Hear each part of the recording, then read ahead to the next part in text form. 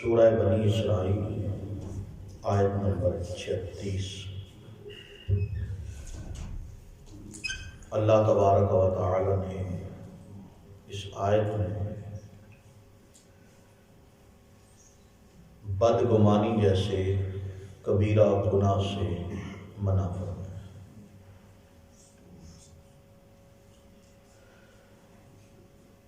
ایک معاشرتی زندگی میں رہتے ہوئے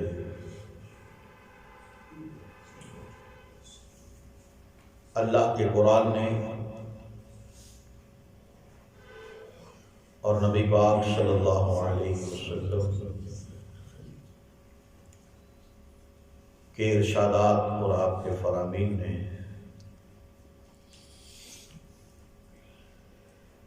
اس طرح ہماری رہنمائی فرمائی ہے، یعنی یوں سمجھ لیجیے کہ باپ بھی اپنی انگلی کے ساتھ بیٹے کو لگا کے راہ راستے اس طریقے سے نہیں لے کے جا سکتا جس طرح اللہ کے قرآن نے اور نبی علیہ السلام کے فرمان نے ہمیں بار بار ہدایات کی قیمتی باتیں بتائی ہیں۔ یہ کامیابی کے گر ہیں، فلاح کے راز ان تمام باتوں کے اندر پوشیدہ ہے۔ جس نے ان باتوں کو تسلیم کر لیا، حقیقت کے اندر وہ انسان دنیا میں بھی کامیاب ہے اور آخرت میں بھی کامیاب ہے۔ آج کا جو کبیرہ گناہ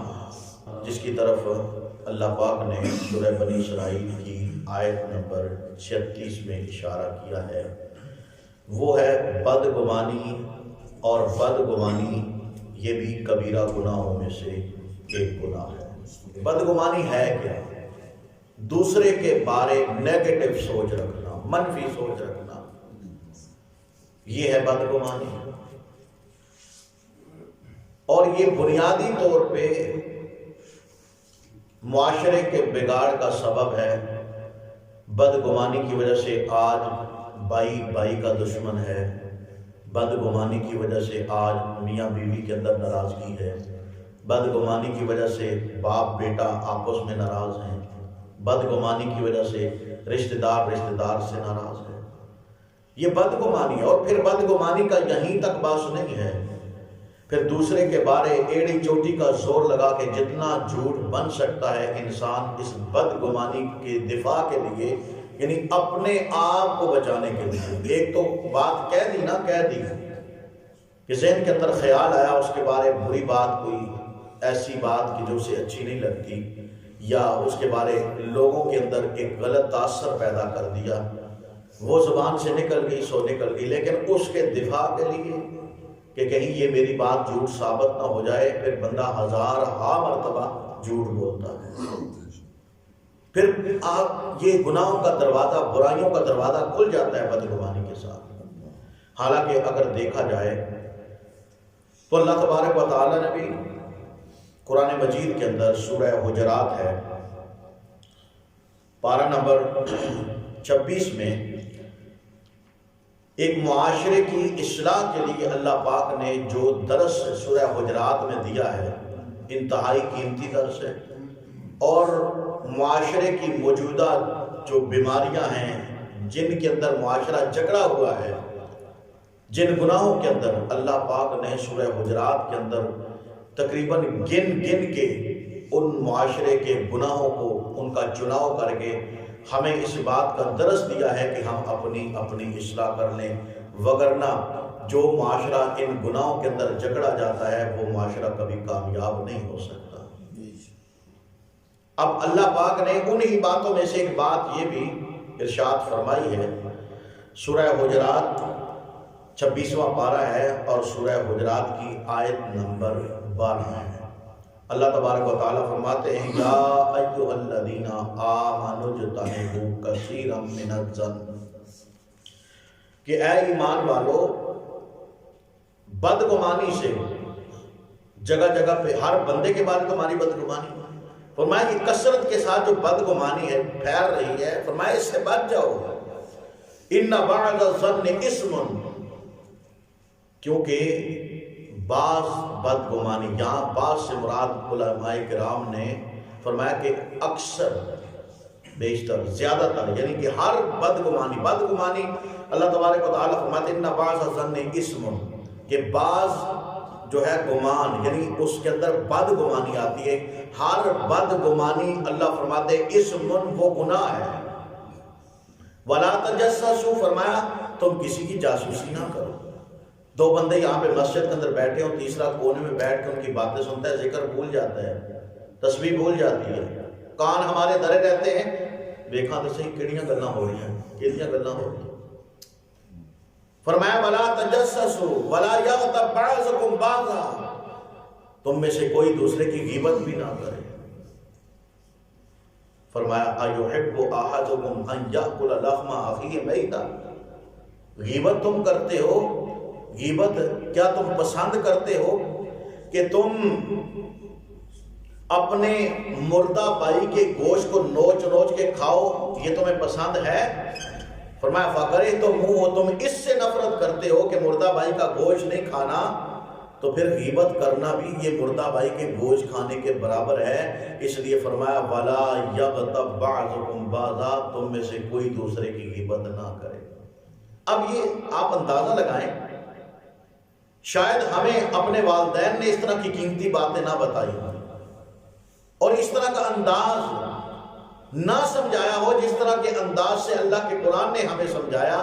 کہ بھائی غیبت کرنا اسی طرح سمجھ لو کہ ایک بھائی، ایک مسلمان ہے، ایک انسان ہے، پھر مسلمان ہے، وہ مسلمان فوت ہو چکا ہے، اس کا جسم گل سڑ چکا ہے، پھر اس کے جسم کے قریب، لاش کے قریب بندہ جا کے اپنے ہاتھ سے، ناخنوں سے اس کے گوشت پوش کو اتار کے بندہ اس کے گوشت کو کھائے۔ فرمایا کہ جس طرح تم اپنے مردہ بھائی کی لاش کے گوشت کو اتار کے کھانا اپنے لیے ناپسند سمجھتے ہو، اسی طرح اللہ نے تمہارے لیے فرمایا کہ غیبت کو بھی تم ناپسند کرو، کیونکہ غیبت بھی تمہارے لیے اتنا ہی بڑا گناہ ہے جتنا بڑا یہ گناہ ہے۔ فرمایا بدگمانی نہیں کرنی۔ اور اللہ تبارک و تعالیٰ نے قرآن مجید کے دیگر مقامات میں بھی بدگمانی سے منع کیا، اور حدیث کے اندر بھی رسول اللہ صلی اللہ علیہ وسلم نے فرمایا ایاکم والظن، اللہ کے نبی نے فرمایا بدگمانی سے بچ جاؤ۔ کیوں؟ فإن الظن اکذب الحدیث، کہ بدگمانی دنیا میں سب سے بڑا جھوٹ ہے۔ اب ظاہر بات ہے جو بدگمان ہے، کسی کے بارے میں بری سوچ رکھتا ہے، اس نے تھوڑا ہی سچ بولنا ہے۔ سچ تو وہ ہے کہ جو انسان کی آنکھوں کے سامنے ہو، سچ تو وہ ہے کہ جو انسان حقیقتاً جو دیکھے، جو سنے، سنی بات بھی اکثر جھوٹ ہو سکتی ہے، لیکن جب تک انسان کو کنفرم علم نہ ہو اس وقت تک انسان کسی کے بارے اپنی رائے نہیں دے سکتا۔ قرآن پاک نے منع کیا ہے۔ آج ہم مجموعی طور پہ، میرے سمیت، آپ سمیت، ہم اپنے گریبان کے اندر جا کے دیکھیں، کسی ایک فرد کے بارے اگر یہاں پہ ہمارے سامنے پوچھا جائے وہ بندہ کیسا ہے، تو ہم جناب اس کی اگلی پچھلی پشتوں کو گن کے اس کے سامنے رکھ دیتے ہیں، حالانکہ ہمیں پتہ نہیں ہوتا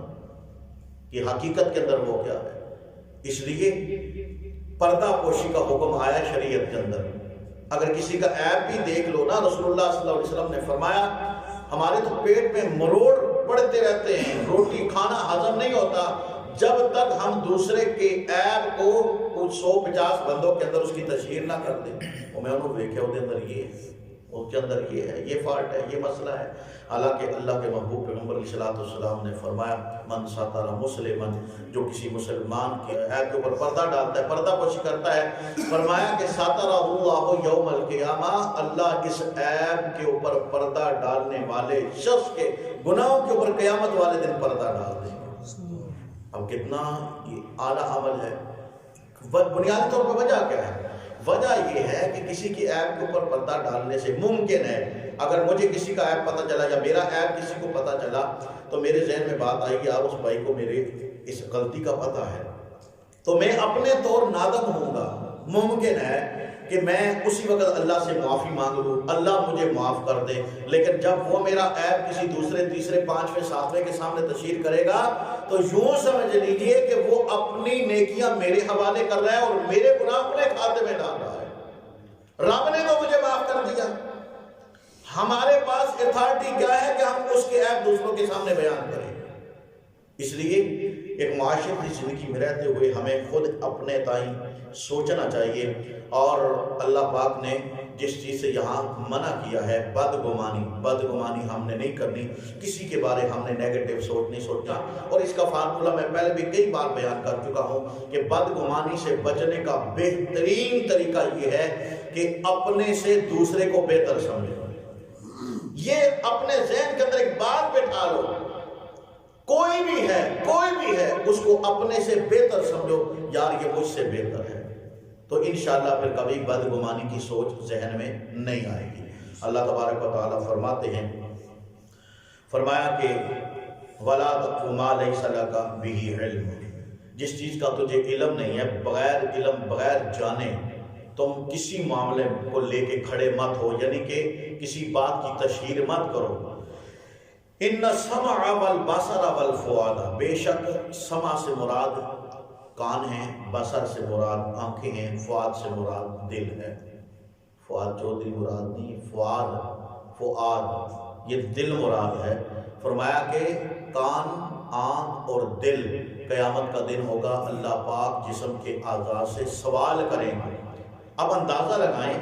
رسول اللہ صلی اللہ علیہ وسلم نے جو فرما دیا، اللہ کے قرآن نے جو فرما دیا، اور قرآن مجید کے اندر سورہ یاسین میں اللہ پاک نے فرمایا الیوم نختم علی افواہہم وتکلمنا ایدیہم، اللہ فرماتے ہیں قیامت کا دن ہوگا، ہم یہ بولنے والی چرب زبان جو ہے نا، یہ ہزاروں کے لاکھوں کے مجمع میں بولنے والی، دوسروں کو زیر کر دینے والی، اللہ فرماتے ہیں قیامت والے دن زبان کے اوپر تالے لگ جائیں گے۔ ایک وقت آئے گا زبان بالکل اس کے اوپر قفل اور تالے لگ جائیں گے، اور پھر انسان کے اعضاء بولیں گے، یہ ہاتھ بولیں گی، ہاتھ کی انگلیاں بولیں گی، پاؤں بولیں گے، جسم کے دیگر اعضاء بولیں گے۔ اس وقت انسان کے کان بھی بولیں گے، انسان کی آنکھیں بھی بولیں گی، اور ان سے سوال ہوگا جو گناہ ہم کاموں سے کتنے گناہ کرتے ہیں۔ اکثر و بیشتر آپ دیکھیں گے عمومی طور پہ آج کل یہ جدید دور ہے، موبائل جیب میں ہوتا ہے، ہینڈ فری بھی جدید آ چکے ہیں، وہ تار کے بغیر، وائر کے بغیر جناب وہ بوفر ٹیپ کان کے اندر لگے ہوتے ہیں، تو میوزک چل رہا ہوتا ہے۔ کبھی ہم نے سوچا نہ ہمیں اذان کی پرواہ ہے، چلتا رہتا ہے میوزک، چلتا رہتا ہے، یعنی بے حیائی اور فحاشی ہمارے کانوں کے اندر۔ یہی سمجھ لیں رات سونا ہے تب بھی کانوں کے اندر وہ میوزک کی آواز، صبح اٹھنا ہے تب بھی وہی معاملہ۔ پھر ہماری آنکھیں جو دیکھتی ہیں، اللہ ہمیں نظر بد سے محفوظ فرمائے، اللہ بری نگاہ سے، بری نظر سے اللہ ہمیں محفوظ فرمائے۔ یہ نظر بھی نا ایک عجیب چیز ہے۔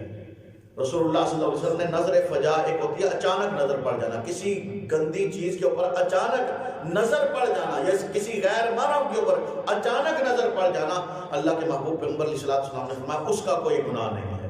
گناہ اس عمل کا ہے کیونکہ انسان کی نظر ہے۔ اگر ایک چیز کو بندہ تکرار کے ساتھ دیکھتا ہے، جان بوجھ کے دیکھتا ہے، باغور ہو کے دیکھتا ہے، پھر اس کے اندر گناہ وہ شمار ہوتا ہے کہ یہ بندہ گناہ گار ہے۔ اسی طرح دل ہے، دل کے اندر جو بھی تصورات آئیں، ایک شیطانی وسوسات انسان کے دل میں آتے ہیں، عمومی طور پہ نمازوں کے اندر بھی وسوسات آتے ہیں، اور دیگر چلتے پھرتے انسان کے ذہن کے اندر کوئی وسوسہ آ جاتا ہے، وہ وسواسات اللہ نے معاف کر دیے، لیکن عملی طور پہ جب ان وسوسات کے اوپر عمل کیا جائے گا، کسی بھائی کے بارے کو بری سوچ آتی ہے، ویسے ایک ذہن کے اندر بات آتی ہے، بندہ اعوذ باللہ پڑھ لے، وہ شیطانی وسوسہ ہے۔ اگر ہم اعوذ باللہ بھی نہ پڑھے، شیطانی وسوسہ بھی دور نہ کریں، جس طرح کی سوچ آئی ہم نے بیان نہیں اسی طرح اس کے اوپر عمل کر دیا، تو پھر یہ بدگمانی ہو جائے گی، اور بدگمانی کبیرہ گناہ ہے۔ اللہ نے فرمایا